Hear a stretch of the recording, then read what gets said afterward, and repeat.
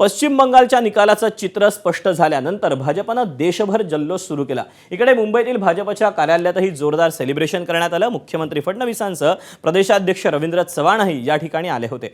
या ठिकाणी एक झालमुडीचा स्टॉल लावण्यात आला होता।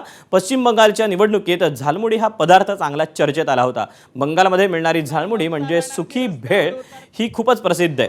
मोदींनी एका दुकानाला भेट देऊन याचा आस्वाद घेतला होता। त्यानंतर त्याची चांगली चर्चाही रंगली होती। त्यामुळेच आज निकाल जाहीर झाल्यानंतर मुंबईतील कार्यालयाबाहेर याचा स्टॉल लावण्यात आला। मुख्यमंत्री फडणवीसांनी या स्टॉलला भेट दिली आणि याचा आस्वादही घेतला। या माध्यमातून टीएमसीला एक प्रकारे डिवचण्यात आल्याचं बोललं जात आहे।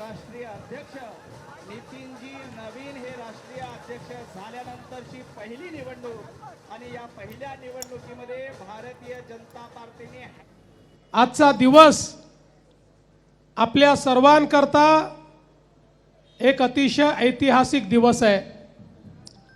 मी बंगालमध्ये जेव्हा गेलो होतो, मला पत्रकार परिषदेमध्ये तिथल्या एका पत्रकाराने विचारलं की ममता दीदी म्हणतात भारतीय जनता पार्टी आणि त्याचे नेते हे बंगालच्या बाहेरचे आहेत, बाहेरचे लोक येऊन या ठिकाणी मत मागतात, यावर तुमचं मत काय आहे? मी त्यांना सांगितलं आमच्या भारतीय जनता पार्टीची निर्मिती ज्यांनी केली ते श्यामा प्रसाद मुखर्जी हेच बंगालचे होते। त्यामुळे खरा बंगालचा पक्ष जर कुठला असेल तर तो भारतीय जनता पक्ष आहे। बंगालच्या लोकांनी ज्या प्रकारे प्रधानमंत्री नरेंद्र मोदीजींवर विश्वास ठेवून केवळ परिवर्तन नाही, बंगालमध्ये महापरिवर्तन करून दाखवलं। परिवर्तन नाही, महापरिवर्तन। दरम्यान पश्चिम बंगालमधील भाजपच्या विजयानंतर वेगवेगळ्या राजकीय प्रतिक्रिया आल्यात। या आपण राजकीय प्रतिक्रिया पाहूया। गुंडागर्दी, तिथली दहशत, तिथलं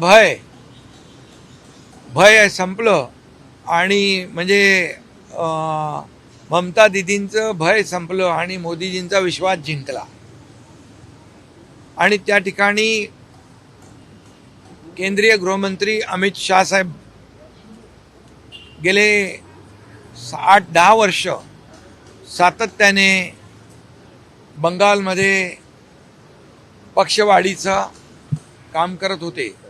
ममता बॅनर्जी यांना शह देण्यासाठी निवडणूक आयोग आणि भारतीय जनता पक्ष मोदी शहा यांनी जवळजवळ 90 लाख मतं मतदार यादीतून काढली।